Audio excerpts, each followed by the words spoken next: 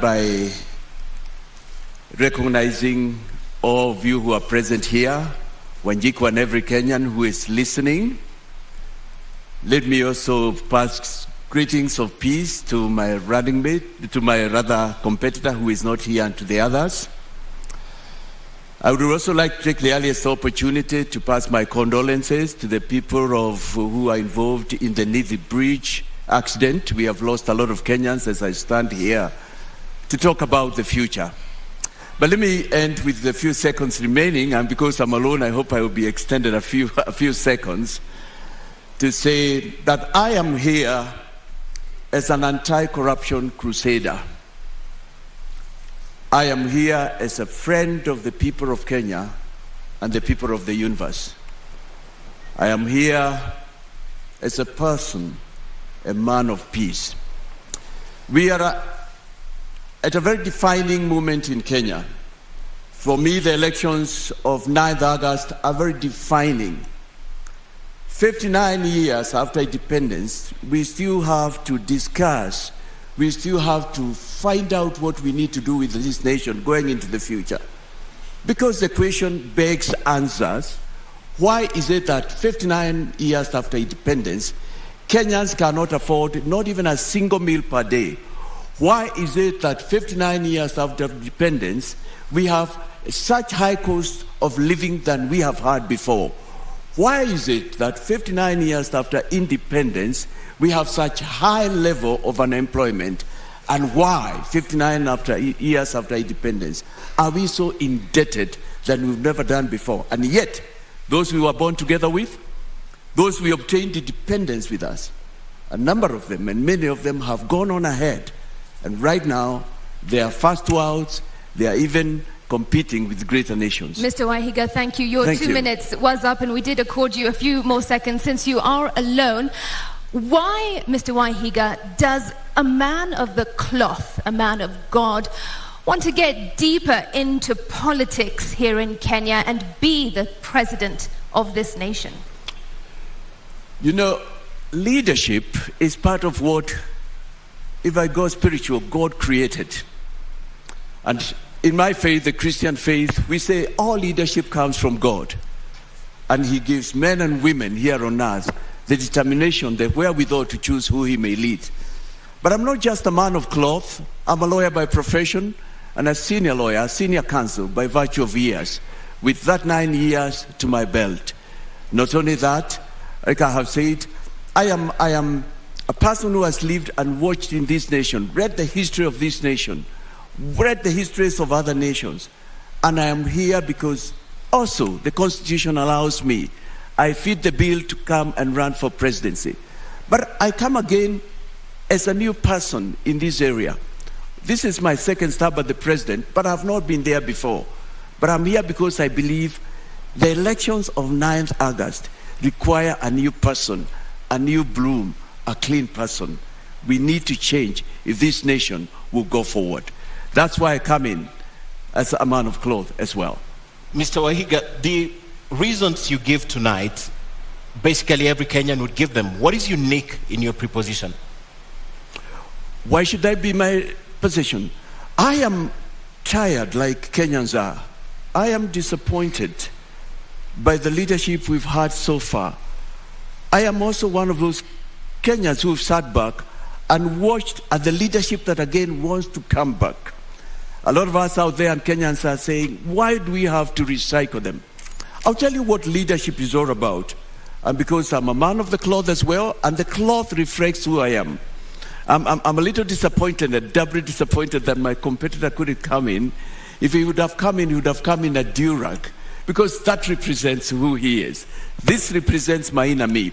But leadership, if you have occasion to look, and we read books here, the scripture, the man, one of the people I follow much, is one who was known as King David. And it says, when he was the president, the prime minister of the nation of Israel, it's written of him that he shepherded that nation according to integrity of heart and skillfulness of his hands.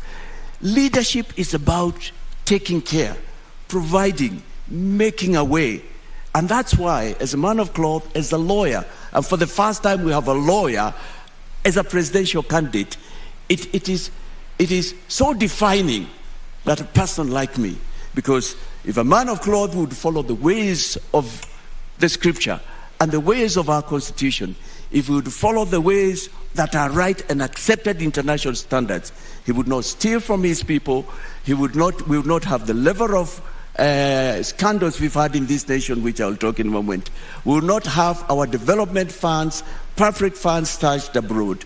And this is why we are here. Poor 59 years. Yeah. But nations that we got independence with, and I can just mention two: Singapore, South Korea, smaller nations than ourselves, nations with people who are equally gifted like Kenyans are gifted. We are nowhere near catching up with them. I am here because I believe we've got what it takes as Kenyans. We can do it, and we have a reason after 9th to do it and move forward. Mr. Wahiga, the church does play a crucial role in national development and in securing our nation in many ways and in bringing guidance to the people. But many would argue that in many ways the church has failed us. What are your thoughts on that? I wouldn't agree with them. I wouldn't agree with them. To the contrary, my thinking is that the church has not been fully involved in governance, separate but yet a very important partner. Talking about the liberations we've had in this nation from 1963, the fight for independence, talking about the first liberation, the second, the Constitution review, the church was very key. Religious organizations are important. Faith is an integral part of mankind, and every person, it doesn't matter who it is, believes in something, follows something, and refers to something when the time comes, when push comes, when pull comes to push. But you would have to be specific, because I know the church has been speaking out. We've had Bishop Sokulu, we had Muge, we have Joya still with us, gallant men of this nation. And I can say we are here because of that. Probably what you are referring to is you expect more. This time you have one of them, but also a professional in his own right. The voices you have mentioned are voices of yesteryears. I'm yet to hear you mention the current voices speaking, because your voice has been silent on this. We haven't heard you condemn what's going on in the country. We haven't seen you come out loud. And specific example, when politicians infiltrate the church and stand at the podium and speak about politics, we have never heard you condemn this. Well, there are many ways to engage, and I've engaged in my area. Standing for me here is a journey of about 22 years. This is a starting that started from the year 2000. And this is not even my first time to express an interest in leading this nation. This is my 6th stab at an election. And in all that, it's been an expression of the fact that I have been unhappy. I've been unhappy. As a party leader, we have had occasion. We may not probably have been as loud, or if you wish, you may not have covered us. And I'm not referring to you particularly, Ken. But we have spoken out on matters. It's not the first time that I'm speaking against corruption. And there is a greater way of expressing opposition. By your example, by who you were. As I stand here, I know nobody can accuse me of having been involved in any of these scandals. As I stand here, I'm a witness. I am an example of the fact that any Kenyan can run for presidency. As I stand here, I am here to break this sort of wall where we believed only a certain person and peoples. The Catholic Church has been issuing statements. NCCK has done that. Evangelical Alliance. The Muslims have been speaking. Probably it's only that they haven't been covered as much. You yourself say that this is your 6th stab at an election. You have been unsuccessful in the past. For example, when you ran for governor of Lamu in 2013. So what's different now? What makes you think you will win this race? There is nothing in life like not giving up. And the trouble we can be in Kenya is we give up as we go forward to the 9th. One of the persons I followed much is Abraham Lincoln. And if I remember my history right, it was during his 13th attempt, though before that he had won some legislative position, that he became the President of the United States. And when he did that, we know that he's the one who brought about the slavery emancipation, something to date that speaks to this world about the fact that all men and women are created equal. And that's why we can speak tonight as we are here. I am an example of a person who does not give up. I have not lost in every election, I can tell you. Like the last one of 2017, I would tell you that's an election where I believe I was rigged out. It's only that I couldn't get the facts, and I had done my bit. That was the election, if you remember, where one of my competitors said that people were voted through the computer. I was going to be the senator of Lamu County. But here I am. You must live to fight another day. I am here because there is no room for giving up. The trouble in Kenya, we are where we are because we've given up. Right now, as I speak to you, and I thank you for this opportunity, Media Council, there are Kenyans who have said, tutapiga kura tu yeyote, fatalistic attitude. But thank you for the opportunity to tell Kenyans that, no, there is still another one. We don't have to recycle. There's change this time. Maybe because you've not gotten the opportunity, that's why you can stand tall and say you have not been involved in any corruption, perhaps if you had an opportunity. But away from that, as an advocate, would you advocate for the division, complete division between the state and religion? First, on your first question, it's not that I have not had an opportunity, I have not been appointed at the top. No, I have had occasions where I have led. But also in my private life, you see, it fights from the lowest unit. As a lawyer, I can stand here and say, I have not been accused. I have not stolen clients' money. It's not just here. I've had these positions of responsibility. I've sat on the Council of the Law Society. I've sat in several corporate and non-government and religious boards. But so it's a lifestyle. It's a lifestyle that I'm in. But coming to your question, would I advocate? I think it's important that state and region be separated. And by that, I think we need to define what that means. Because basically, it's saying that every person in a state should be allowed to exercise their faith without the government imposing on them who it is, what faith they should follow. And that's where the whole principle about state and religion comes from. But also, religious organizations have a very important part to play in the nation. They teach about better ways of living, morals. They bring governments to book. They call out when things are not going right. I do not know of any religion that condones corruption, stealing from the poor, taking money from the sick. I do not know of any religion that talks about fighting, hating your neighbor. I know every religion advocates for the golden rule. Love your neighbor, peace. And they are an important component. And in an Agano government, in a Maura Wahiga government, religious leaders will play a very pivotal role. To the extent I believe, in my government, they'll even sit in cabinet. In my government, when they perform civic duties, which they do, they should even be remunerated because they are helping the government. They are rendering a service. Mr. Maura, the question is, would you want this taken out of the Constitution completely? 32 guarantees this. You're talking to us what exists in the Constitution. Right. What is your view? Would you want it taken off completely, or you still want it to be under the control of the state?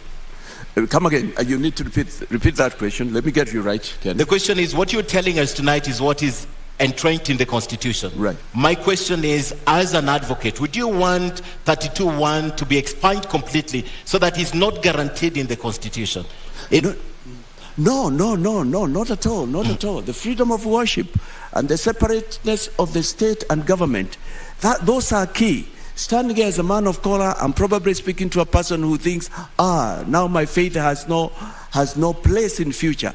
But standing here in who I am inside is a representation of the fact that I'll take care of everybody. Because my faith says, treat all people equal. Become a person of peace. Share equally. Defend the voiceless. Speak up for those who cannot speak for themselves, and exercise not just equality, but equity for all. That is true religion, and for my faith, the Christian faith, that's what it stands for.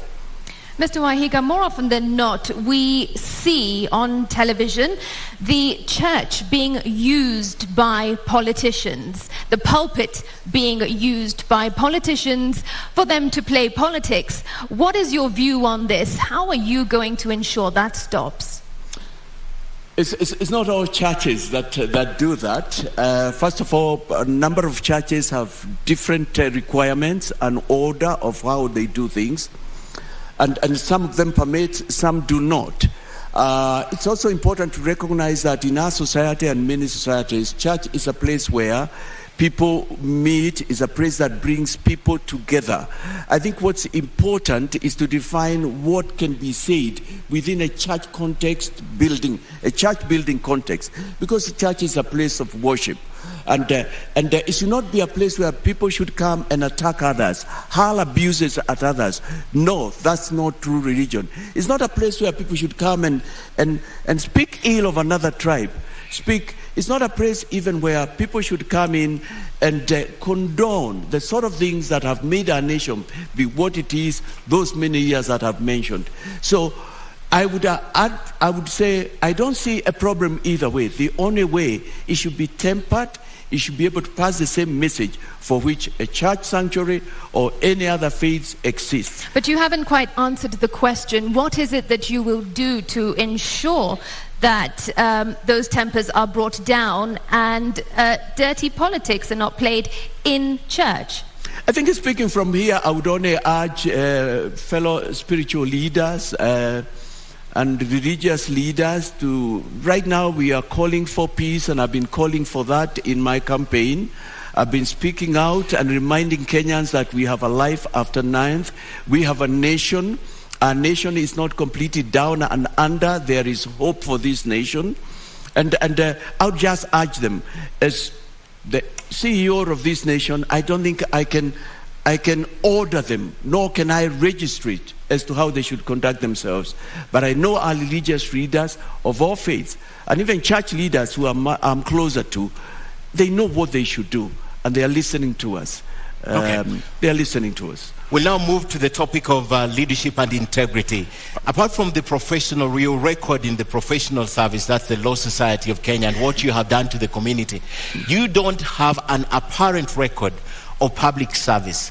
What do you bring to the table to Kenyans, to table and tell them, because of this and that, I stand here tall and I can ask you to give me your vote? Public service, I don't have a record. I think what you're saying is that I've not been elected or appointed into a position. Yes, there can only probably be one appointment into any given position. I have indicated the number of years that I've been in the legal profession. That's a position of responsibility. I have been involved, I have led a party for the last 16 years.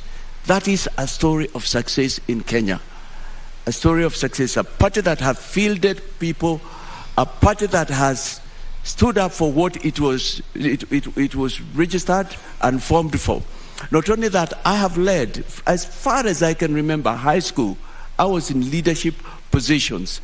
I have sat in both corporate and other boards where I have given leadership decisions. In all my life, I've found myself being moved to leadership positions, except the one that I'm looking for. But you know what? There is always a time for one to start. There is always an Obama moment and a Mandela moment for a person. I believe this for me is an Obama, is a Mandela, not just for me, but for Kenyans. But if you allow me to turn out your question, Ken. Yes. I am not sure I would have wanted to have some experience that I see with some of the leadership that will stand here or has stood here. I wouldn't want that experience. What experience are we talking about of? Running our country down, scandals, corruption, named in every other scandal, and yet they want to be a president. They have named in everything that has brought our nation to its knees, which it is now. If it's not them, it's their relatives, it's people close to them. For me, that is not experience. If that's part of the experience you probably are referring to, I'm so grateful tonight that I'm not part of it. But I can assure you, if I had gotten in that position, I would have been the same person that you're looking at tonight. Apart from telling Kenyans what you bring to the table, being tried and tested, Mr. Wahiga, is a very big issue in this country. I want you to look at your opponents who are not there tonight and tell Kenyans why you, why not Kenya Kwanza, why not Azimio, and why not Roots in terms of integrity. Kenyans, as I said at the beginning, we are at a defining moment. The elections of 9th August are pretty defining for the reasons I said before. High cost of living that we have never had before, high cost of food prices, such high unemployment as we've never had before, such high debt, foreign debt, not to mention the internal debt that we have.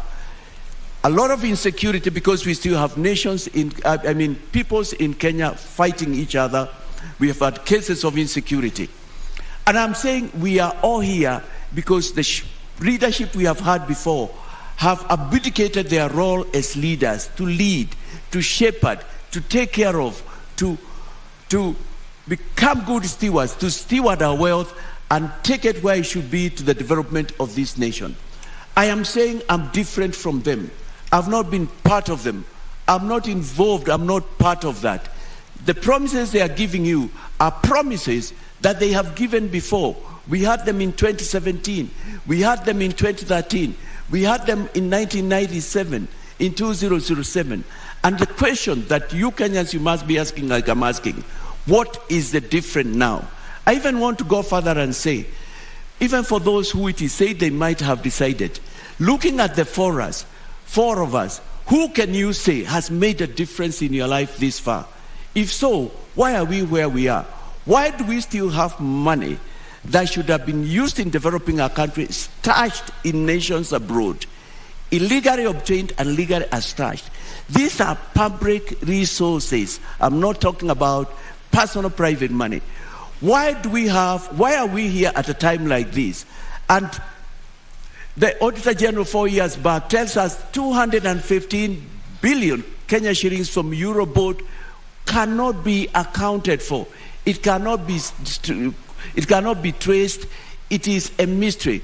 Why are we here before? And the Auditor General Nancy tells us this year that 70 billion Kenya shillings alone has not been used. Why are we here in a year like this when we have that much foreign loan? The Auditor General tells us about 540 billion Kenya shillings is in an accounted expenditure. And yet, this was a government that was supposed to change things. We had hope, but it didn't turn so. I believe the only thing that will move us forward is complete change from the top to the bottom. And what is permanent is only change, as they say. Recycling them will not take us anywhere. That's why this is a very defining election. But you haven't told us why not those candidates. What, for example, would you want to say about these candidates? Well, come again. What would you want to say about these candidates, the other candidates who you're running against for president? Right. Yes, thank you. Thank you for that question. I would like to say they have been there before. One of them has been a deputy president and is still a deputy president of this republic. He is in government. The things he is saying he can do are things he could have done these last 10 years, this last 20, this last 30, because he's in government that long, and he has not done so. The other one has been a former prime minister. He's been in a coalition, a co-president, if you wish, sharing the government 50-50. The things he is promising are things he could have done, but he has not done. He's been in this race for the last 40 years.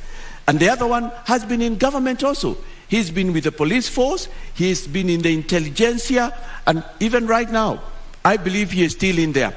And the thing I'm saying is, if you take even this last 10 years, let me just take these last 10 years, where we have a deputy president who wants to run for presidency. This year, my team and I have counted these last 10 years, not less than 22 scandals that have taken place in broad daylight. And those are the ones that have been reported There are others, we are told, are secret agreements about contracts to make roads that we don't know what they say. If you go to the former coalition government, where we had one of my competitors has been a co-president, a prime minister. We have counted about 12 scandals, and they have been there. They were even there in the Moi regime. And the final one, you've worked in government, you've traveled across the world, you must know something about our funds which are stashed abroad there. You are in the intelligentsia, you have served, you never retire from that. They don't fit the bill. They are not helping Kenyans. Okay. They are not taking what the issues are. All right, let's turn to our next topic for discussion tonight, and that is the state of the economy. Now, you are on record, Mr. Waihiga, saying that within the first 100 days of assuming office, you will bring down the cost of living for Kenyans. How exactly do you intend to do that, and by how much? You know, this is a serious matter, and I have not just said. In Kenya, we're facing problems at two levels. There's what you refer to Simiriti. There's what I consider as a short term, and there is a long term. Up until we called for the reduction, for a reintroduction of the foods of the Unga subsidy, Unga was retailing going on to about 250. It was after we had announced in our manifesto that we will bring that. Thankfully, it's been brought down. But that's not all. And I'm glad that we are leading and others are following. We still know that the price of cooking oil is very high. I think now it's about 400. Bread has not come down, retailing 90, 100. Fuel is still at high prices. And those are immediate things. We don't need to wait to restructure our loan, or we don't want to wait, because those are some of the solutions I have had, to plant a kind of plant, probably, and wait for it to be harvested. We don't have to wait, because Kenyans are hungry. They need immediate results.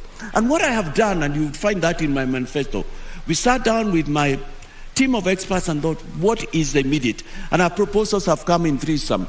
There was Unga, which has been done. Thank you very much. We thank His Excellency, the President. But in the same measure, we say also other things could have come down. But we have said we shall introduce subsidies into other food products. That's number one. Number two, we have also said that we are going to reduce pay by 50%, so that Kenyans can have money they can take home with. And that is something that will benefit about 16, 17 million Kenya shillings. If you are earning about 25,000, you'll be able to take an extra 1,000. If you are earning about 35, 40, that's another 4,000. We have also come and said to spur growth, throw some money into the economy. We shall waive away tax penalties that are accrued after the day we are sworn. All right, and we are looking for ways to put some money in the pocket of Kenyans, something to spur, something to enable them put food on the table. Because as a country, I'm talking to you while we are broke. We are broke as a country. The most we can do is continue borrowing. I'm looking for solutions from within. All right, what can we do now? And you have said that you would reduce pay by 50%, but pay accounts for 25% of Kenya's tax revenue. How then would you meet revenue targets? That is not. It's not a problem. And I was going to say that's not the only problem there is in Kenya. If I take away 50%, the amount of pay we get is 460 billion. 460 billion. So 50% would be 230. When I take that money and I put into the pockets of working Kenyans, I tell you as I stand here, it will perform wonders. Kenyans are looking for any extra shilling that they can get. But how do I bridge that gap? We have tried to work around and see what can we do. And those are short-term measures, because Kenyans have to survive. Otherwise, they will die. We pay the taxes. The foreign loan we pay is at 1.3 billion. And we have sat down and said, if we can persuade our friends And Kenya has many friends. I'm glad they are represented, even here, by the foreign embassies and diplomats who are here. And tell them, why don't you just accept a repayment of 1 trillion instead of 1.3? That will bring about 300 billion. We can bring back to bridge in the gap, and we are positive that it will be able to do that. But also the 260 billion, that will put in Kenyans' pockets. Kenyans are industrious. Kenyans have goodwill from within. Kenyans are hardworking. And this is a nation that can get money, has had money, and will get money under a new government. The 260 billion, we see it bringing returns, because it will go in people starting small businesses. People will be able to start their kiosks or do something else, or start what we call side hustles. What Kenyans need is just a little money, and they can be able to move forward. The other thing we have thought about is spread the tax base. That's something we are looking into immediately now in office. But I need to talk to you about corruption and the money that's stashed abroad. We're coming to that. Yeah, we go to that. But before we talk about that, you're running for president, and you understand also as an advocate of the High Court, right, that for you to change some of these regulations, you will need Parliament. You give a time frame of about 100 days. Is it possible that you can get these legislations through Parliament in the period you're giving us? Or they're interim and just campaign rhetorics that you're using? To bring food subsidies to zero rate all foods and all that, I will not need Parliament. No, for example, changing the pay as you earn, cutting it by 50%. I'll let for that. I'll tell you what. Yes. The parliamentarians who are coming in, the MCAs, understand the problems I'm talking about. They too are tired. I see goodwill will come forth. I am talking about something that every Kenyan would want to see happen. 59 years after independence, we can't continue being a nation of begging, family bowls being held up like we have seen this year. We should be self-sufficient in terms of food, water. I mean, people should not go without medicine. That's what I'm talking about. So, I mean, you know what, Ken? There is no shortcut. There is no shortcut. Because I've looked at the manifestos of my other friends, my further competitors, I'm even the one coming with something close to realism, something close to practical. And I believe we'll find ways where I have to use executive orders, which exist, which are there in our constitution. I will apply them. We are in an emergency. We are in a time of war. This time calls for leadership. In your view, what is the biggest challenge to our economy? Is it we don't manufacture enough, we don't trade enough, or is it regulations? It's neither of those. Those could be the others. It's because we steal, we cut away, we siphon money that is supposed to go into our manufacturing, money that's supposed to go into our agriculture. That's what we have specialized in the last 10 years. Money that is supposed to go into our skill building, money that is supposed to go into the health of our fellow Kenyans. And a healthy person is a productive person. That's what we do. This is a nation where Kenyans work hard, Kenyans labor, Kenyans have got quite a measure of work ethics, but they don't get reward for their labor. For instance, to date, we don't have explanations as what we did with the Euroboat loans. When you listen to me, and you listen to others who have spoken out there, they say even for the SGR, the amount we are repaying is not the money we use for that. I am here, and I am borne evidence by a former minister, and allow me to mention the Honorable Joseph Nyaga, God rest his soul in eternal peace. That was in 2020 when he said it's time for us to bring our money back to develop our country. He was an angry person. He had served in the government for about 40 years. He was tired. Our money that is supposed to develop this country, move us forward, is hanging out there in nations that are willing to bring it back if only there's goodwill from my end. I am bringing goodwill. I'm saying, Kenyans, we must change. Those brothers and sisters who went ahead of us did not have two brains, Ken. They did not two heads. They don't even have our landmass. They don't have what we have, but they are great brothers and sisters. We can do it. It's time now, Kenyans, to go to where we went wrong and find out why and do it clean, have a clean start. Two things. One, what you're saying has nothing to do with growing the economy. What you're saying is the generalities. What I want to know, the role of manufacturing in growing the economy, the role of trade, and the role of regulations. And while you answer that, perhaps tell us, how much money in your mind are you thinking can be brought back to the country? How much money is outside needs to be brought back to the country? I'll start with that and I'll come to what you're talking about, manufacturing, regulations and all that, because that's an important area. In the budget of 2017-2018, Henry Rotich, as he then was the cabinet secretary, said to us that 14.6, which was rounded up to 15 trillion, was stashed abroad and needed to be brought back. To date, that money has never been brought back. We've never had a report. Later, in the year 2020, the late Honorable Joseph Nyaga called again, and his was a cry, please, let's bring our money back. We develop this country. If that was about 15 trillion, and since then 5 years have gone by, we use 2 billion per day. That's about 730 billion. Give it 1 trillion round up. That's about another 5 billion. 5 billion.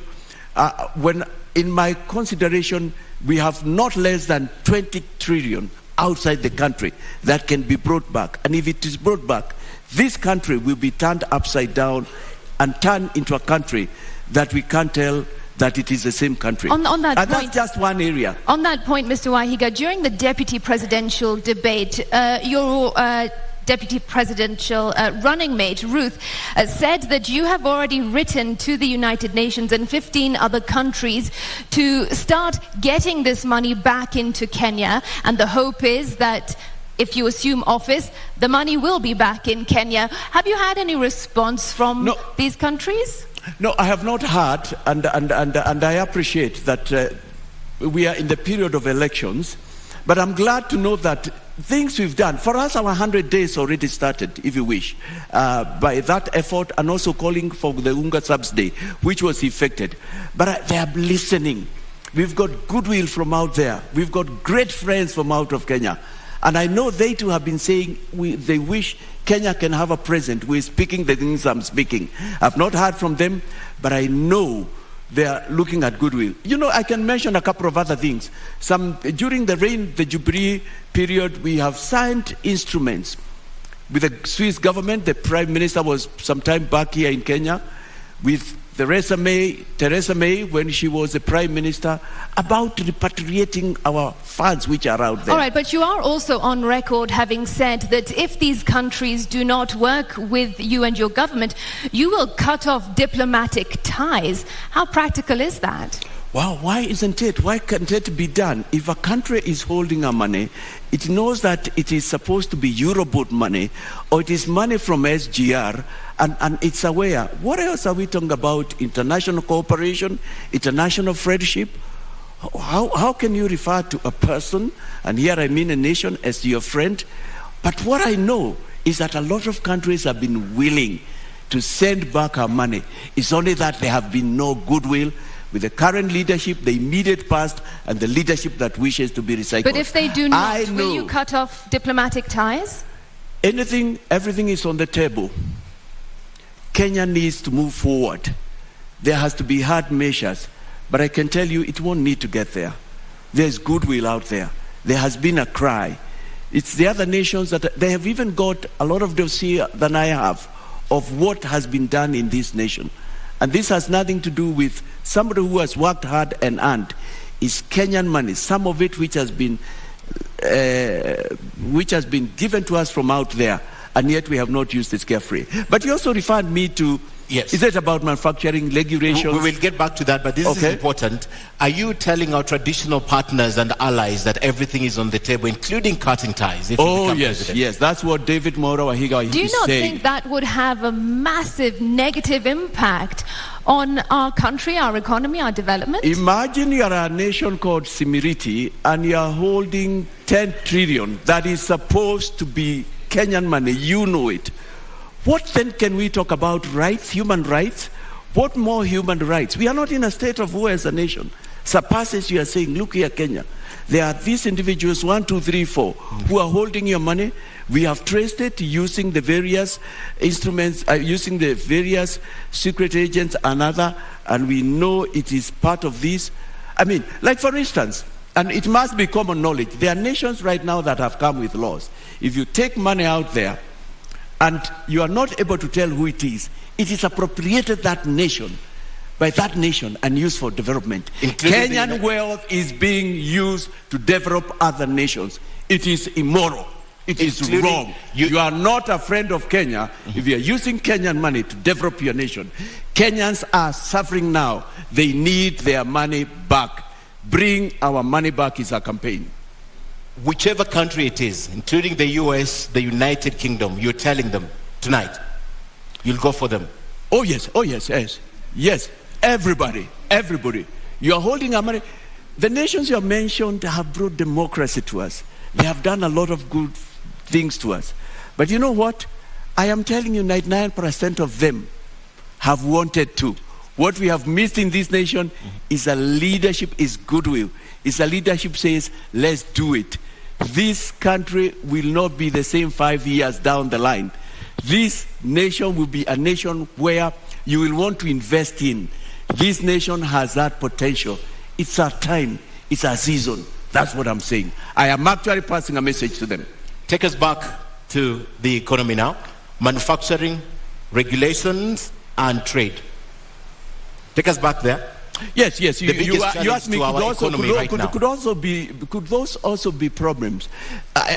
We have to change also in a number of things in the way we do business. Granted, one could argue and say 65, maybe 70 of our regulations are good, but we can improve on them. Corruption has been a big problem. Bureaucracy has been the other problem. Very high taxation, particularly the corporate tax, has been a problem in Kenya. We've got to think twice. Yes, of course, I mentioned the key one has been corruption. I was there and I was grown up. I was working in the year 2002 when we got in the Kibaki regime. And I am aware, and I got it from people who knew how nations come to Kenya. Because within the first 4 months, there was such active effort to get corruption out of our streets and what we were doing. And they wanted to invest. I actually came to learn they were being told, no, we've had enough. We don't need you. We can't do that. But I've also heard of instances, and I'm speaking to somebody who is listening here in Kenya or out there. They have to come to Kenya, applied for tenders, won tenders on all fours, and then when they went to get their tender acceptance letter, they were told, before you get this tender, you have one more step to step. You need to pass. You need to go and see Mr. XY said.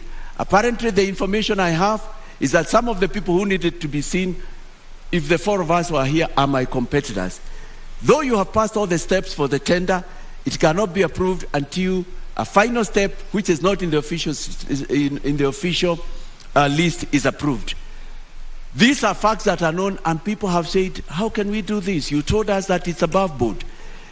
People know of offices in this country where people went to pay 10%, 20% after they had passed all the tenders. And some of those men and women are going to line up here in coming days, maybe after this or in other platforms, and say we'll fight corruption. Our problem has been corruption, almost in our veins. But I know Kenyans are not corrupt. Kenyans don't like corruption. We showed it in the year 2000. So we need to improve on that. We have had problems with power, infrastructure, both energy and infrastructure on the ground. Those are the issues that we need to discuss and we need to look into. We have had Kenyans who've gone out there or gained a lot of knowledge. They have come to Kenya and they have wanted to set up industries, manufacturing entities, to get things going. But bureaucracy, corruption, red tape has been our undoing. Is this the reason why you are advocating for making public all the contracts, starting with SGR, the expressway, the Lamu port, Naivasha dry port, Kisumu port? Is this the reason, part of the reason why? Part of the reason, but the other reason, Ken, is that there is no way we can fight future corruption unless we do with the current and the past. We must have a discussion among East Kenyans, and I know what you are referring to. You are referring to the fact that we have said we'll also establish a Truth and Recovery Commission. We must have a conversation and ask, why have we been this corrupt? Why have we allowed this much corruption? It's got to start there. For South Africa, it had to start there. Truth. The Truth Commission that was set up, it was a starting point and it was key.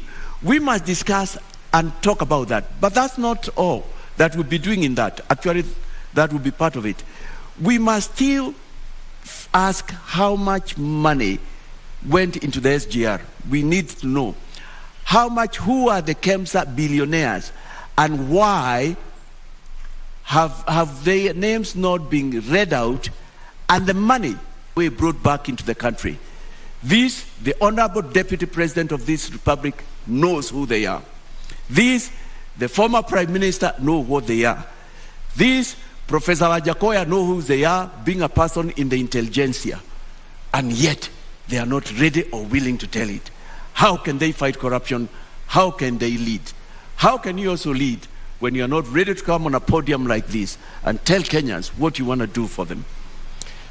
As we end the topic on economy, you mentioned earlier 15 trillion shillings that is stashed outside.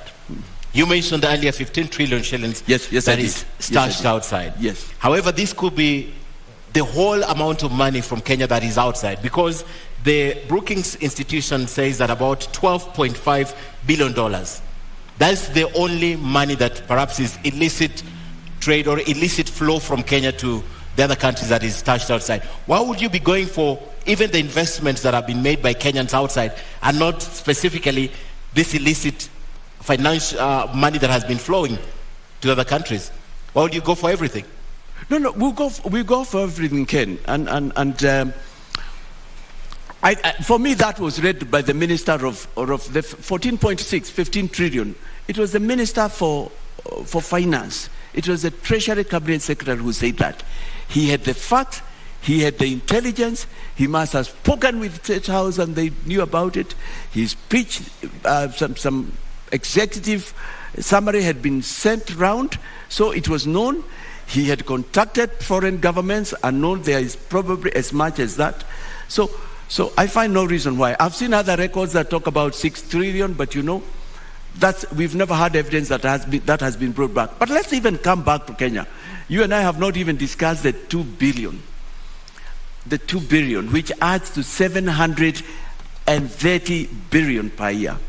I'll round it up to call it 1 trillion.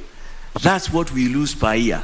So if that is what we have lost per year, these last 5 years, that is 5 trillion. During the last 5 years, if everything worked that way, that was another 5 trillion, if my maths work right. What we are saying, even with the 2 billion, we could have paid the 8.2 trillion Kenya shillings. We could have done that from the 2 billion without going for anything out there, and yet we still need to go out there. I mean, this matter of corruption, ciphering public money, and what we've been doing has been our undoing. No country can develop with corruption. And with the level of corruption that we have had in this nation, no wonder we are still begging and our people are going hungry. I've just given the 2 billion. And for us within Agano Party and with our experts, the 2 billion for us, we say is not even, can't even be a correct figure. The 2 billion from the Institute of Economic Affairs is not necessarily lost. It's been diverted to other uses. So if education was allocated 600 billion, perhaps they took a portion of it to another use, not necessarily lost. So when you do that sum totality, could you just be misleading us? Because this money was allocated to something and probably just diverted to another use and not the intended purpose. That's why we lack classrooms, for example. Can the president of our nation did not lie. He said 2 billion is lost. 2 billion. 2 Do you billion believe does the president now? 2 billion does not get into the economy. And later he was heard to say in matters corruption, I mean, he had tried his best. The word he used was his hands were tied. But the That Institute figure of Economic Affairs says this money is not necessarily lost. It goes to other purposes. I mean, but why can't we see the effect? Why do we have such high cost of living? Why have Kenyans been going hungry? What are these other things? What has the Institute said? For me, I would say it's gone into people's pockets. For me, I would say part of that money would be on its way to some countries. I mean, the whole area of our financial fidelity, our being the shepherd I referred to, our doing what our brothers did. You see, from the word go, Singapore took such a firm and a stern position, the President Lee Kuan Yew, concerning matters corruption. And I submit to us that that nation would not have been where it is if he had done so. No nation can develop with corruption. Rwanda has come up just lately, and look at what our brother is doing. All right. Over there. I mean, phenomenal similarity. I need to emphasize that. Okay. Just recently, it's not even 1963. Give Rwanda another 5 years. Botswana, they also fought corruption. All right, you cannot move forward with corruption. Let's just come back to here. And you spoke about Kenya needing to be self-sufficient. We need to be a food-secure nation. There is a very close link between food security and climate change. We are seeing droughts. Millions of people are starving in our country, yet your manifesto speaks very little to climate change. What mitigation and adaptation measures is your government going to put in place to cushion Kenyans against climate shocks? Climate change, the whole issue of the changing patterns of the weather is of concern to me and my team. Right now we are experiencing weather we have not had before. We have stopped talking of today was very hot or today was very cold, the way we defined it. We are now even going into what were the centigrades per day. You've noticed in our manifesto we've talked not just about measures we'll do, but even the fact that we would introduce taxation. We've noticed that. The first one is a poll tax for people who interfere with things that go into ensuring that we are not influencing the climatic changes that we are seeing, we have in Kenya, we are seeing in other nations. But it is very important in Kenya we have a discussion round about this matter before we become industrialized, because we are going to be industrialized. We have seen what the gases from the industries have done to other nations. And we don't have to wait to get there for us to deal with that situation. So how are you going to deal with it? The things I have in mind is, it is time. A reminder to our audience, please, as per the debate rules, no cheering, jeering, or noise. Continue. Yes, sorry, come again. What was that? My question is how? Let me give how are you going to ensure Kenyans remain food secure vis-a-vis climate change? What measures we must bring education, that's number one. We must tell Kenyans that our rivers are important, our forests are important, our mountains are important. We must come back and enforce. We have laws that have to do with things that affect climate. But right now, you know, we have cut down about half the trees in Kenya. We must find ways of preserving our water. Kenya is very watered, but all the water goes to the ocean. We must come back even to a city like Nairobi and ask, why did we allow this building to be built next to a river? We must go to sources of water. Sources of water have been grabbed, and next to them, as much as developers can get, built houses. We must get to a point where we say, if something was done irregularly, it needs to be pulled down. Mr. Wahiga, does the Agano Party have a plan to make Kenyans more resilient in the wake of climate change and ensuring food security and therefore bringing down the cost of living? Do you have a plan? We do have a plan. What is that plan? Because agriculture is very important to us. And if you'd have noticed, we've said that the office of the president will keep a very close eye to agriculture, because without food security, we are going nowhere. We can't be begging those many years after we became independent and we started ruling ourselves. We have talked about the preservation of our rivers. We've talked about injecting money. We've talked about bringing subsidies that enable farmers to produce fertilizer. We've talked about that. We've talked about exploring markets. We've talked about getting Kenya to where it was in terms of agriculture. You know what? We are not short of studies. We are not short of, as a nation, of projects that have come into being. Galara would have been, it's a case study. It's a case study. The nation of Israel, and I can't purport to be their spokesperson, were disappointed, and very many nations have been disappointed. That was something, but look at what we did with it. It's amongst the scandals that we have in the Jubilee government. This is what I'm saying, we are not going to allow anymore. So we must, it is one of the two areas that my office as the president, if Kenyans are pleased to vote me, that one, agriculture, and the whole area of asset recovery, I've said it's something every day I'll keep an eye on. I would want a report on it. I would want to know what is happening. So we do have that. We recognize people are still going hungry. We want to recover our riparian lands. We want to bring education from the lowest grade on all these matters. We want to bring sensitization. And Kenyans are all very open-minded. They are tired. They want a change. They want to move forward. Okay, and just before we move on to the next topic, let me just circle back to my first question under this topic of the economy. I asked how you intend to bring down the cost of living within the first 100 days, but I also asked by how much? What can Kenyans expect from you? How much do you intend to bring down the cost of living? I think that the most I can talk of is by what I will do.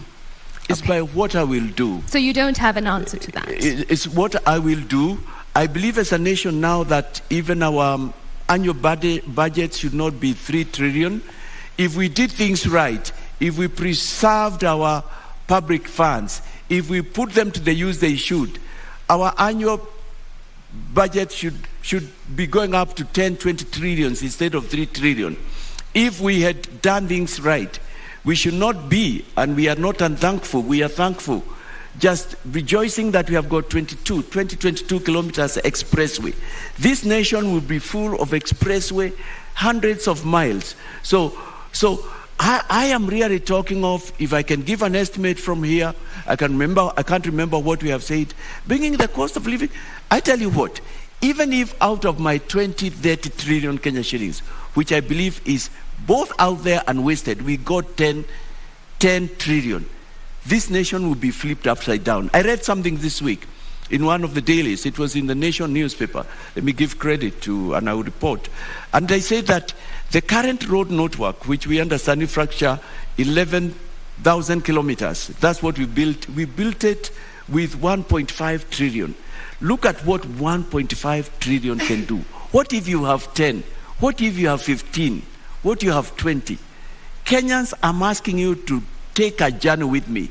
Visualize, close your eye, and see a nation 59 years, what it should have been. The other nations we talk about, as I look at you, New York, London, Singapore would be looking up to Kenya. Okay. That's what I want to make Kenya to be. Okay, and we can't end this topic before we talk about employment. It's a huge issue in the country right now, and a number of Kenyans are not employed, particularly those leaving school who are looking for jobs, and even the adult population, some of them even above 40 years are not employed. And it says statistics also show that about 63% of Kenyans tonight will go to bed without a meal on the table. What is your plan for this group of people if you are elected president to create employment to this country? We've had promises of 1 million jobs a year, 800,000 jobs. What is the Agano plan for this? Might I interject and ask also, how will you create more jobs in the formal sector? Yes. We have looked at that issue. It's close to our hearts. I feel you. I feel Kenyans because things are bad out there. Things are real bad. We have said in our manifesto that we will endeavor to create employment at all levels. With the 2010 Constitution, we went devolvement. And one of the things we have said in our manifesto that when we bring our funds back, when we stop the siphoning, the 2 billion, when we arrest those people who have made it impossible for the government or the president to move forward, we will give from the national office 40% to the devolved units. And we have said out of that, that is far above even but that's above the 35 that BBI was promising. That even beyond that, we want to ensure that 50 million at least goes to the lowest unit of development, which is the village council. And there are people who would say, how would that happen? And what benefit will it have? For us, we devolved money. Unfortunately, we also devolved corruption, but we never devolved decision making. We are interested, we want Kenyans to decide what they want to do from the lowest unit, the mtaa, the village, the nyumba kumi. And why is this important? Because some part of the job creation will come from there. It is there they will decide we need a road to this area, we need to make a cattle dip if there are areas without. Is there they will decide that we need to have this milk processing. And out there, there are so many youth. It is down at that level where they know their needs are. So that is one way that we'll be able to do that. Secondly, we will be injecting money. I think the picture I would like to bring out to all Kenyans and those listening is, I am not just proposing things we'll do, but I am saying in my government we will have money, and that the money is somewhere. If the money we are talking about comes, we have talked about how we should be able even to give to the youth, to give to the workers, not less than 500 billion Kenya shillings. Because assume that money comes back, or even half of it, or even a quarter of it. Look at the wonders it can do. We've also talked about skills as being important. People need skills. We've talked about giving money to young people so that they can do startups. We've talked about getting rid of certain taxations so that Kenyans can be able to move forward. So we've talked again at bringing back cottage industries, and there's a sense in which they are coming back. Because like when I was growing up in my home area, I was born and grew up in Nakuru County, and in a small town known as Turi. I remember when I was very young, and that's many years, in the early 70s, and there was this small place where they were building hooks and they were exporting them. And I know the young people from the area. Okay. Then I was in primary school. I could see them proudly because there was something in the neighborhood that they were doing. In my hometown also of Molo, we had things and concerns that were going on. We had, these last 20 years, we have had a potato industry. The last I heard about it, it hadn't started off. And I'm saying taking industries. So we have had what we are calling pesa mashinani, madaraka mashinani. Let decisions be made there. So we will inject money. Okay. We will inject goodwill. A potential voter for you has a question for you. Let's take the question.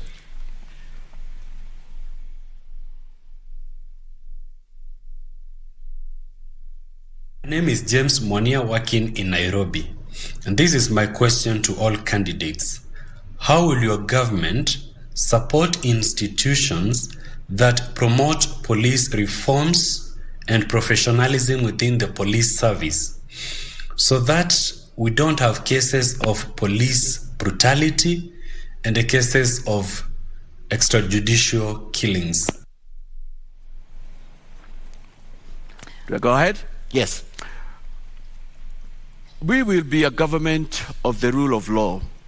And I need to say that amongst the other things that have brought us down is impunity. And impunity is disregard of the law.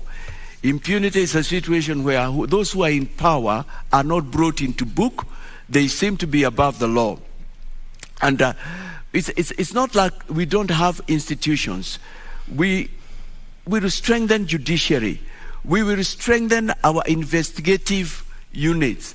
We will pay them well. We've talked about that. We have, in our manifesto, we have talked about 12 covenants, and one of them is covenants with men and women in uniform. We will give them modern machinery.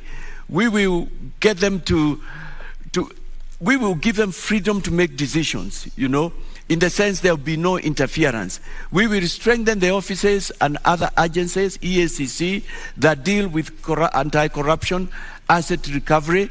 So, and in matters extrajudicial killing, we'll bring back the rule of law. It's because of impunity. Corruption comes with a lot of things. It comes with all those evils and ills.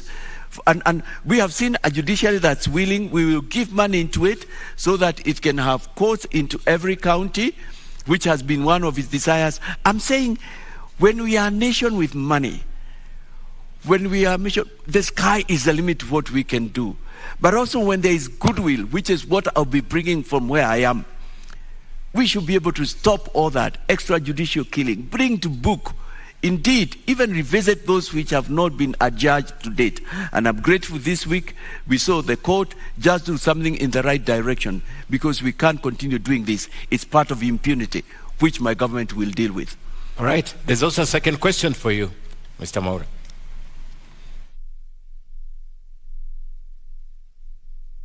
My name is Jacqueline Kagu, a mental health advocate in Kenya.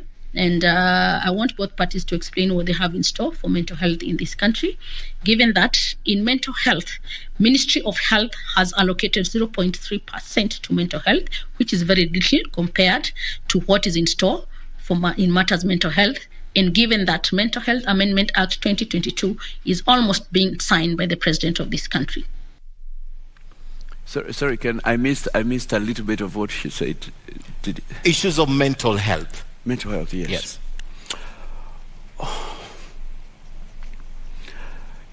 We can't ignore that mental health is here with us. It's with our brothers, it's with our sisters. It's with people very close to us. And that's why I think the suggestion, one of the reasons, the suggestion to introduce, to regularize the growing of bang in our nation, that's why I'm opposed to that. And I know you'll be asking more about that question. Mental health is horrible. I personally have had people close to me who have suffered from that. And we need to start tackling that. We need to come up. We have said a lot about in our covenant, Agano na Kenya kuhusu afya, concerning health. In our hospitals, this is something we will want to give a lot of attention to. Number one, we need to start tracing it from as early as primary school, if not high school, because one of the problems we've had is ignoring that mental health is real and it exists. Number two, we need to come up with what other countries have done. And other countries have come with means and ways and means, where there are even lines where you can call because you feel like taking your life the next 1 minute, and you get a counselor ready waiting for you. We need to come up with places that the government has oversight over. Right now, I'm not sure, I can't say 100% that the government has oversight over rehabilitation. I was checking the other day and it was not clear to me who licenses or how they should be licensed. And right now it's at very high level with the problems that we have to come. We will give enough money to our health sector. We've talked about at least a 5-level hospital in every county. And in it, we will demand that there be established a Department of Mental Health. How much is enough money? You know what we've been saying? We have 12 covenants with Kenyans. And we are saying to them, you know what, before the end of our first year, we see ourselves getting not less than 12 trillion back into this nation, more. And we have gone as much as saying, we are saying no to corruption, bring our money back, and we have even been had to say 1 trillion for every economic sector in Kenya. If we are not able to give 1 trillion, we are talking about half trillion. We have money in this nation. This is a wealthy nation. Okay. That's why we're able to lose 2 billion and we can't notice it. That's why 215 billion euro board is unaccounted for. It's nowhere. And nobody, the moment Auditor General Ouko left, and after a few months, it's a forgotten business. It's not forgotten. We want to know where the Euroboard money went to. All right, at this point, I would like to shift focus to our next topic, and that is on the issue of education.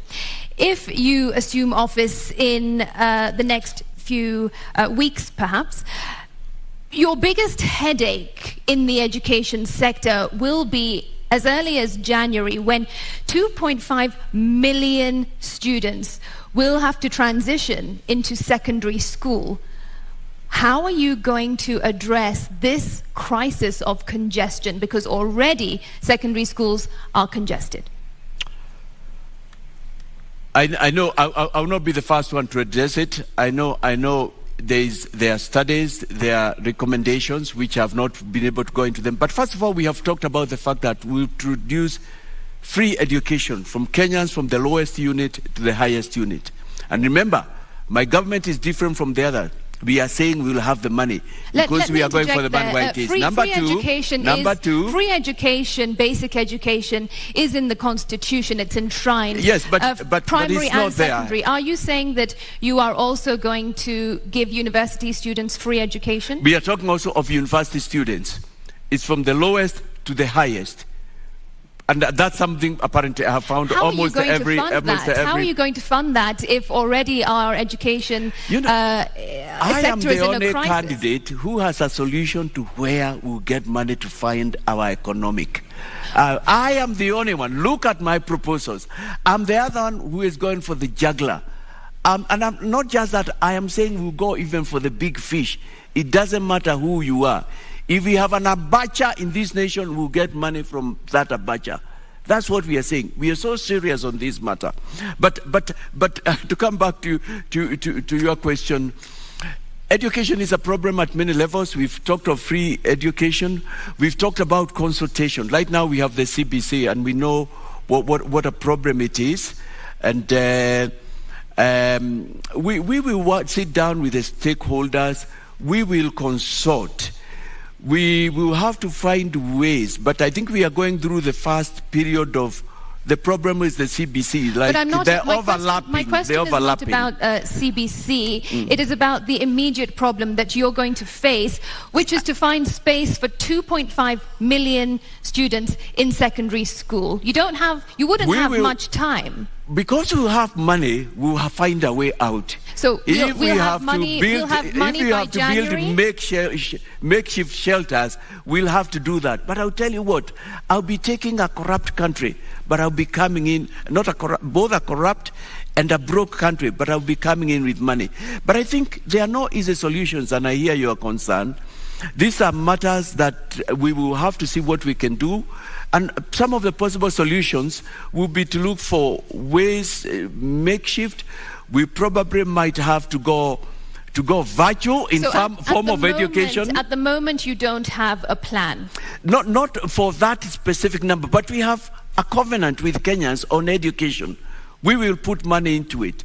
We will discuss and improve the CBC, not doing away with it altogether. We have that. We have said we'll give free education. In terms of a specific like that, it may not, again, a manifesto can't contain everything, but we have to find ways. Everybody must go to school.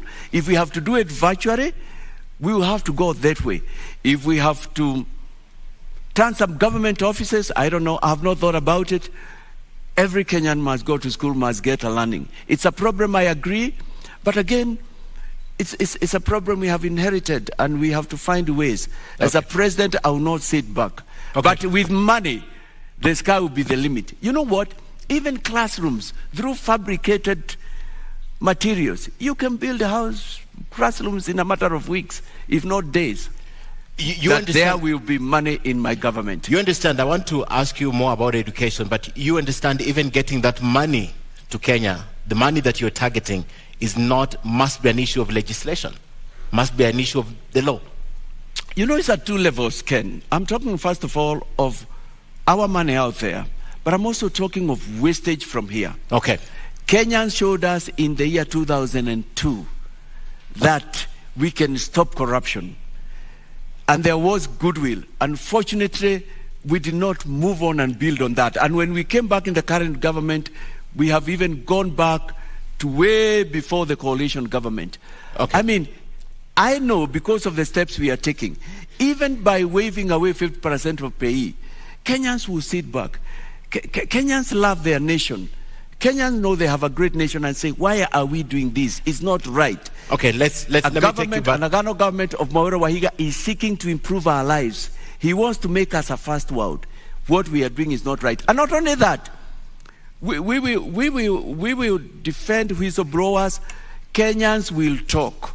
Kenyans will talk, come to the truth, and the Recovery Commission and tell what is happening. I'd like to take you back now to CBC because you mentioned it in your statement. Most parents are crying out and saying it's not working, it's very expensive for them. Some teachers also, including the Teachers Union, NAT and Coupe, took a stand on CBC earlier on. The only institution that took charge is the government, the national government, through the Ministry of Education, and the outgoing president has mentioned this. From where you stand, my first question is, would you continue with CBC? Would you rethink CBC if you were elected president, and why? I would rethink CBC in the sense with a view to improving it. I have met parents as well, and I have family members who've got children who are in primary school. And admittedly, CBC has been very costly. Not only that, it's been very involving. But I've met parents from across both ends of the coin, some who have said, there is something good. And I agree because I passed through a bit of CBC. I went to school when we had subjects known as hard work, technical subjects known as agriculture, where we carried the hoe into school. And by the time I was grown up, there are things I could do for myself because I've been exposed to them. We will sit down with stakeholders and seek to improve it. It can be good for the future, but right now it's expensive, it's demanding. Kenyans don't have money. We can't continue like this. But again, we have said, this is one sector. Education is key. Kenya is where it is because Kenya values education. Kenyans are educated. We can't go back on this. Right now, we are into ICT, and we would make Kenya to be the country that's leading in those areas like other countries. Okay. So I have answered your question. We will think with a view to improving. One of the biggest voting bloc that perhaps you're looking at as a presidential candidate is the teachers of this country. And the teachers of this country have had a very bad run, according to them, with the government, the outgoing government. And they're wondering today, would you guarantee their interests if you were elected president? And would you put NAT back, for example, to where it was probably 10 years ago? Oh yeah. We have spoken about education. We've talked about increasing salaries to the men and women in uniform. We've talked about the welfare of the men and women in healthcare. I mean, part of the money that should have gone to meet the needs of these people, and they are very critical. I would want Kenyans to be proud to be teachers, to be educators like in other nations. I feel proud when I go home and I meet Mr. Opondo, who is now going to almost 100 years. I haven't seen him in quite a while, who was my primary school teacher, and he is still there. He made me who I am. I feel very proud to walk around and meet policemen who are doing a good day's job, but they are not paid well, they are housing, and so on. I am proud with the little security I've granted to meet young men who love their country, who are doing their job, who want to move forward. I'll take care of their welfare because I will have the money. All right, we are almost out of time, but I want to bring a question to you about an issue related to health. If you assumed office in August and a few weeks later it was declared that monkeypox was in Kenya, monkeypox has been declared a global health emergency, what plans would you have in place to address this health crisis? And bear in mind, monkeypox would have come just a few days or weeks after you came into this office. Therefore, you wouldn't have had time to get that money from abroad that you keep referring to. I think the first thing I would like to say with pleasure is that there will be no monkeypox billionaires in my government. And secondly, I'm waiting if the president doesn't do it before I come into power, just like he did with Unga, and I'm thankful. I have to be the president who will announce, and not just announce who the KEMSA billionaires are, but get the money back from them. I appreciate it will not be easy, and it has been said it will not be easy. I will seek to work with everybody. I will seek to work with our friends in Kenya and outside, with the various agencies. We've got trained doctors.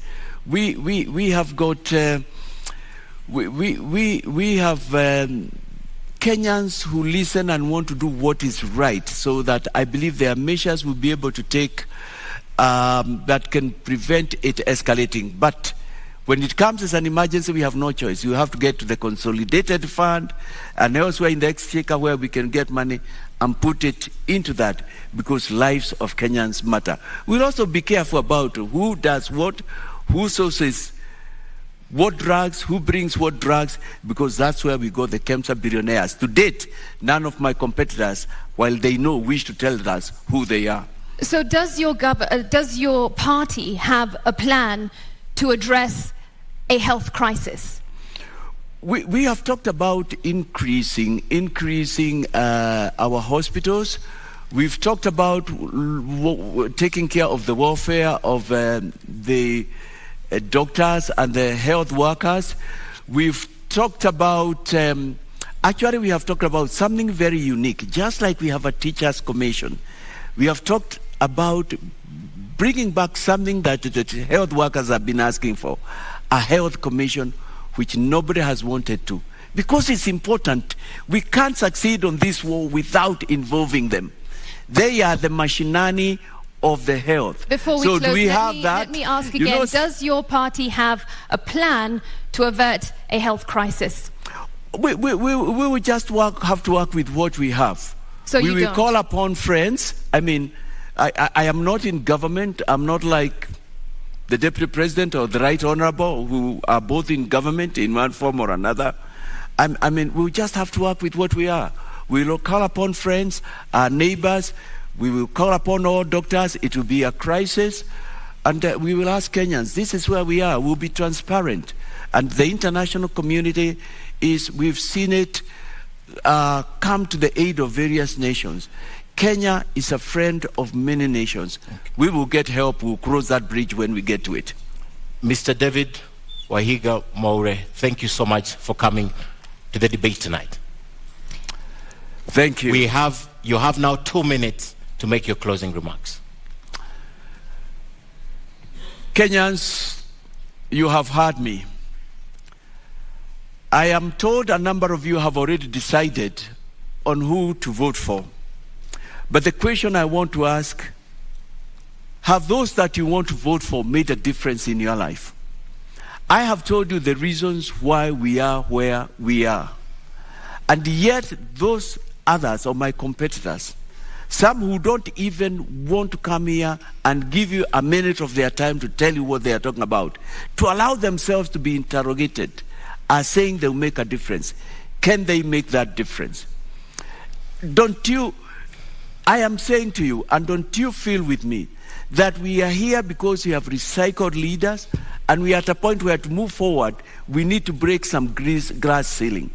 I am telling you, I'm the real deal. There comes a time when hard decisions have to be made. Yes, I'm not part of them, and I've not been part of them. I'll come like the biblical David, of whom, as I said earlier, it's written, he shepherded Israel by the integrity of his heart and the skillfulness of his hands. I want to be that leader. I'm the real deal. Mimi ndiye nitabadilisha Kenya kabisa. Naomba kura zenyu. Thank you very much, Mr. Wahiga.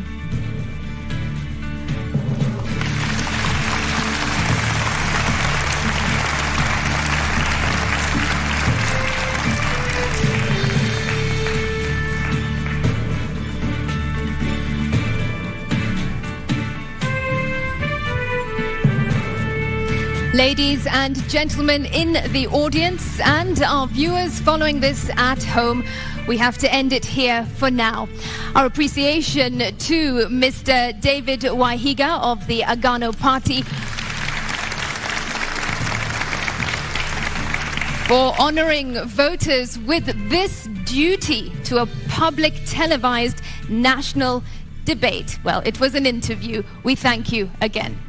And of course, the end. The second presidential debate kicks off at 8 p.m. live from this same platform with my colleagues Yvonne Okwara of Citizen TV and Eric Latif of Spice FM and KTN News.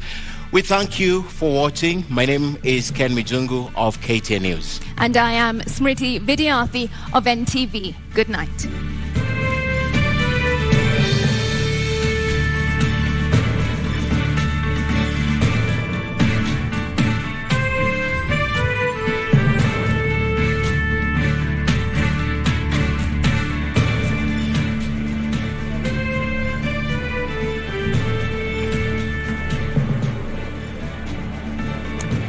All right, so the 90 minutes are done. David Wahiga Maure making his case in front of the Kenyan people. Of course, his opponent, Professor George Wajakoya, who was expected to take that podium, the empty podium that you saw there, did not come for the debate. He sort of came and left. But here we are. We have listened to the Agano Party presidential candidate for the last 1.5 hours. And here with me, I still have my panel here. None of them has walked out. I need to emphasize because it looks like we've got a dramatic evening here.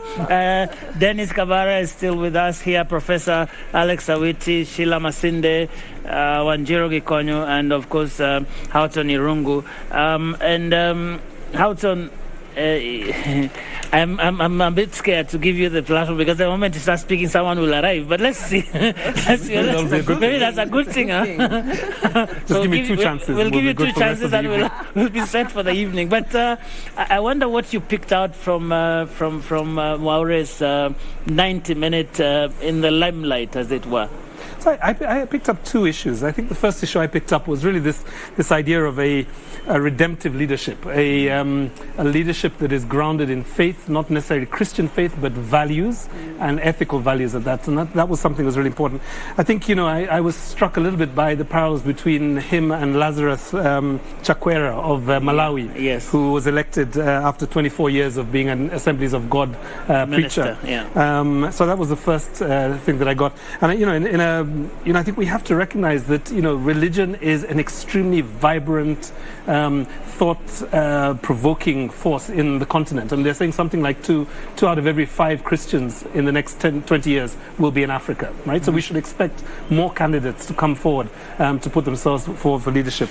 Fact check. All right. I told you, but it's not a candidate. It is the Agano Party presidential candidate is out there, and you just want to hear how he thought this went for him. You're not lucky. Thank you very much, Joe. He is outside here, just emerging from the debate. Your opponent, the man you were meant to engage on the podium, the Roots Party presidential candidate, Professor George Wajakoya, failed or rather declined to take part in this debate. What do you make of that?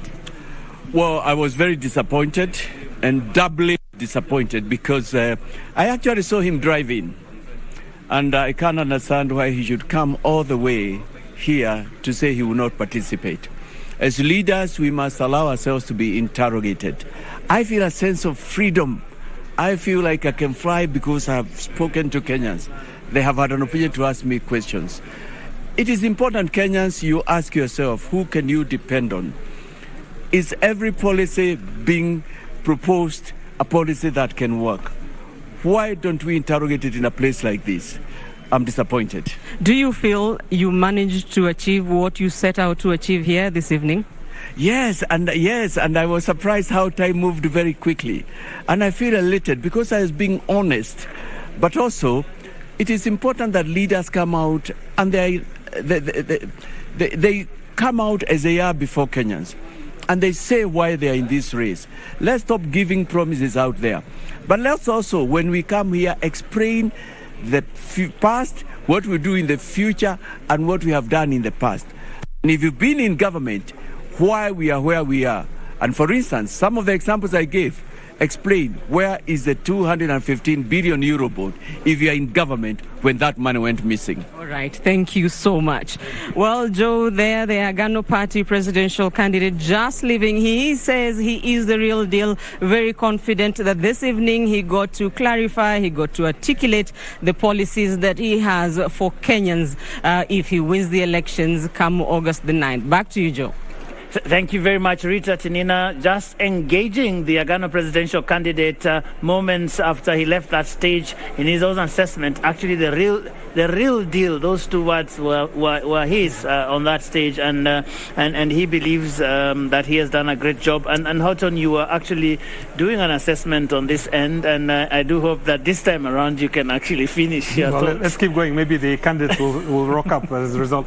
So I think the first point, he talked a lot about religious leaders having been an important part of the second liberation struggle, the first liberation struggle, and so on. He talked a bit about Bishop Okulu and Muge and others. I think there are a number, and they're not just Christian. I mean, I think we have to think about Sheikh Balala. We have to think about the Chief Justice Emeritus, Willie Mutunga, a Muslim. We have to think about younger generation of people who are very grounded in their faith but come to give leadership. So I think that was interesting for me. The second point that I wanted to raise was the question that was raised about mental health, because I think I heard something interesting there that I think all the candidates could address themselves to. The first one is this. We know from the stats that something like 300 people are diagnosed with depression every day in Kenya. And we are the fifth or sixth highest number of people who have mental health issues. Now, we've seen a new mental health bill come to pass. It was enacted just recently. This is the Senator Kasanga bill. We've also seen a lot of investment in mental health institutions, and I think now you can use your NHIF card for mental health treatment. But the question we have not discussed yet is the issue of disabilities, other disabilities. So, for example, people with disabilities, I'm told, are something like about 8% of the voter base in this country. So that's a population of about 1.7 million people. I've not heard a strong argument for what candidates would do with regards to the issue of people with disabilities. What we've seen is really a gerrymandering or a fixing of the nominations that should be going to people with disabilities. And did we not see something like 79 party lists rejected just recently because people were using spaces for minorities and exclude marginalized communities for others? And I think we need to see more focus on all of the disabilities in the electoral race in the last few weeks of the elections. Thank you. And Professor Wete, Houghton talks about this contrast that Wahiga Maure was trying to draw between himself and the other three gentlemen who are running for president in the country. And he basically says that he is the real deal because all these other guys have been there, done that, and there's a sense in which every one of them, according to him at least, can be associated with the problems that we have. Do you think that that was a convincing case that he was making, and did he succeed at it? I think he made a good point, which Irungu already referred to, and I characterize it as a pastoral approach, that he is a good shepherd. And that is deeply inherent in his faith tradition. And you could see in his presentation, he talked a lot about corruption, the debt, the cost of living, integrity, values. So he was spot on the real issues that we should actually focus on. What begs in my mind is whether the voters out there are listening to the contrast that he's trying to draw. Because I think he speaks from the heart. And I think the question that he was asked about his public service record was a really awkward question. Because again, the question is, is public service just working in government? Or is public service basically serving this country in all other places like private sector, private endeavors, like being a businessman or something like that. But he draws a very sharp contrast. Now, the question he asks, which is pertinent, is all the other gentlemen coming to this stage have a public service record working in government, from Wajakoya to Raila Odinga to William Ruto. I think the challenge that he's putting before them is, why are we here? Right. What difference are you going to make?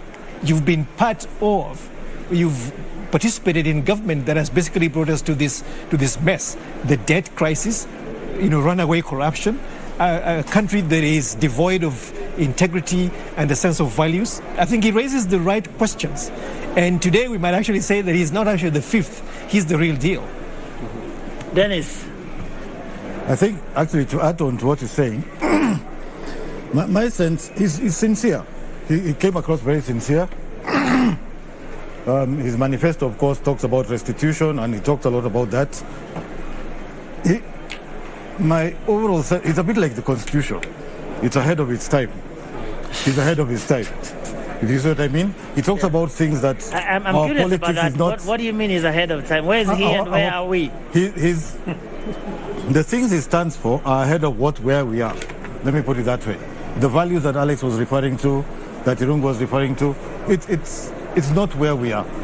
But I mean, that is interesting, because I've heard people say that what we've had in this country is national decline, that we have this regression that has happened in this country, that if you talk to anybody, whether it is about public transport, whether it is health systems and all that, there are people who actually said things used to be better. So I'm wondering whether we have regressed, as people say, or we are yet to get to that place where he is, because I find that a very interesting... My sense is, before the others, I think my sense is we have allowed standards to drop. Yeah. We have accepted falling standards. And he's basically saying this is the standard we should be at. Wow. Sheila. I like that this... Do I call it an interview or a debate by himself? Yeah. That it started on the topic around values, ethics, morals. Because that's music to your ears. Oh, music to my ears. Yes, because it's something that we have really talked about for some time since we passed the Constitution. What are the ethical and moral standards that need to be applied for those who are serving in public office? And because when you look at the picture now, when you look at the ballot papers right now, a lot of those names are people who are not fit to hold office because they've been accused of one offense or another. That's an interesting distinction, because you're talking about a different standard. Right now, in this country, the standard that we know, which we apply all the time, and every politician in town knows about it, innocent until proven guilty, and now they added something until you have exhausted all your appeal mechanisms. So what you are talking about is a different standard, and that is an interesting one. Yeah, we have applied a criminal standard to Chapter 6, which requires a moral and ethical standard if we're going to actually live and breathe life. But how do we get there? If the Constitution is not going to give it to us, if legislation is not going to give it to us, how do we get? The Constitution has already given it to us. The Constitution, and that's a supreme... But on paper, but we don't live it. That's what I am saying. How do we get to a point where we actually live Chapter 6? I think, for now, in the next 2 weeks, because this is what we are looking forward to, August 9th, is about Kenyans applying those standards as they make decisions on the ballot. And as Maure spoke, that is what struck my mind, because we need people who are bringing respect and honor to public office. When you get into public office, it is not your personal property. It is public service is bequeathed to you by citizens, and it therefore requires that you take care of it, you nurture it in a certain way. But we have seen individuals who have abused it, and are coming back to us. You have come, it's like you've given someone your car, they've gone, had accidents, banged it, dented, and then they bring it back to you and tell you, you gave me your Mercedes Benz. Now I want your what's a Ferrari. Take the house. Now I want your 100 billion shilling house, and yet I gave you something of smaller value and you dented it. So that's exactly what these people are doing. They're coming back to us, having tarnished, those public offices and asking for even more. And as I listen, in the Bible, there's something about being faithful in small things, then you can be entrusted. Exactly, but that's not what's happening in this country. and for me, if we want to build this country on a strong foundation, not on sand, but on rocks, that is what we need to do. And then we can then be able to relieve all these plans, that they have. If it's about gender representation, it's about the economy, it's about food security. That can't happen without talking about values, integrity, morals, and so on. But let me just talk about some of his comments that he made on issues around corruption, because he kept on coming back to it, the cost of corruption, and so on. I saw him, talk about a lot of figures. I would have wanted to hear more about the qualitative cost of corruption. But then the other one is, I would have wanted him to just address some of the issues that he has raised and has proposed in his manifesto.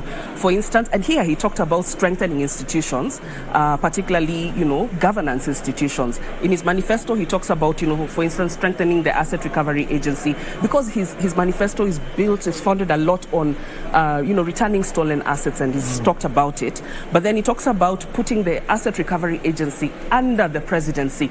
And for me, I have questions around that. I would have wanted him to speak a little bit about that, because for me, that's not strengthening institutions. We've seen what has happened when the presidency has gotten involved in governance, certain governance processes. How do you square that with this idea that you need something to be led, that you need leadership that is provided at the very top to get certain things to move? Maybe it's coming from that, because from around this table, I can hear comments everywhere about the place of strong leadership, value-based leadership that is going to drive this anti-corruption war.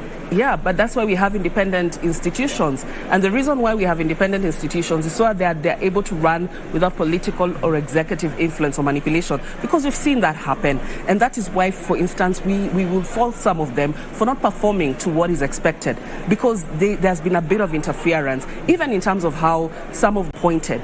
But here we actually need to let these institutions work independently, ensure that their leadership is competent. And how you ensure that is by ensuring that you're not meddling, because right now we have what we call political appointees in some of these institutions, and that's why I got worried when I hear that he wants to put some institutions under the presidency so that he can be able to drive the fight against corruption. I think the fight against corruption is best done under independent institutions. We have the Constitution, the legislative and policy frameworks that guide how they should work, and we should let that be. And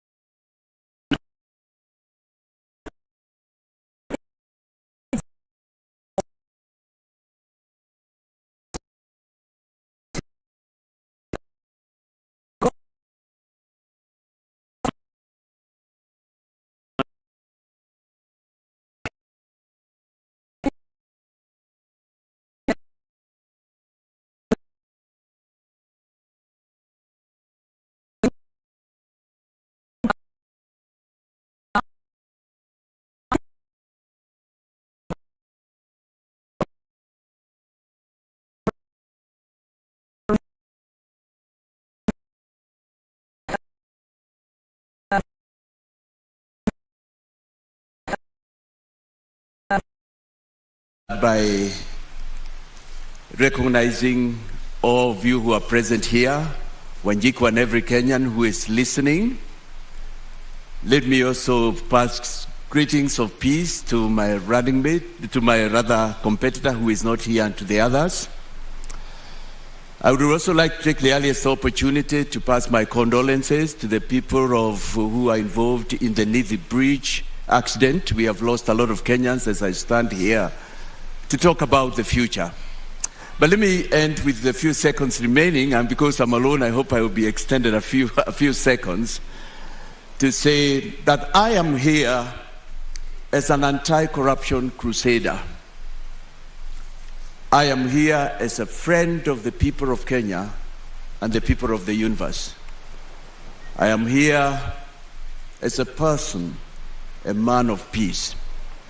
We are at a very defining moment in Kenya. For me, the elections of 9th August are very defining. 59 years after independence, we still have to discuss, we still have to find out what we need to do with this nation going into the future. Because the question begs answers. Why is it that 59 years after independence, Kenyans cannot afford not even a single meal per day? Why is it that 59 years after independence, we have such high cost of living than we have had before? Why is it that 59 years after independence, we have such high level of unemployment?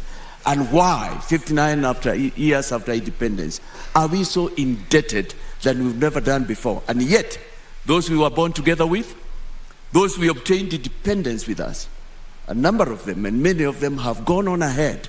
And right now, they are fast worlds, they are even competing with greater nations. Mr. Wahiga, thank you. Your Thank 2 you. minutes was up, and we did accord you a few more seconds since you are alone.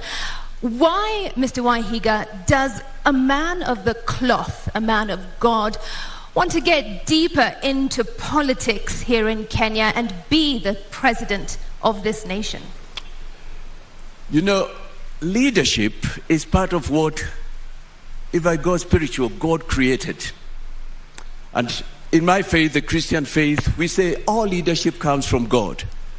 And He gives men and women here on earth the determination, the wherewithal to choose who He may lead. But I'm not just a man of cloth. I'm a lawyer by profession and a senior lawyer, a senior counsel by virtue of years, with that 9 years to my belt. Not only that, like I have said, I am a person who has lived and watched in this nation, read the history of this nation, read the histories of other nations.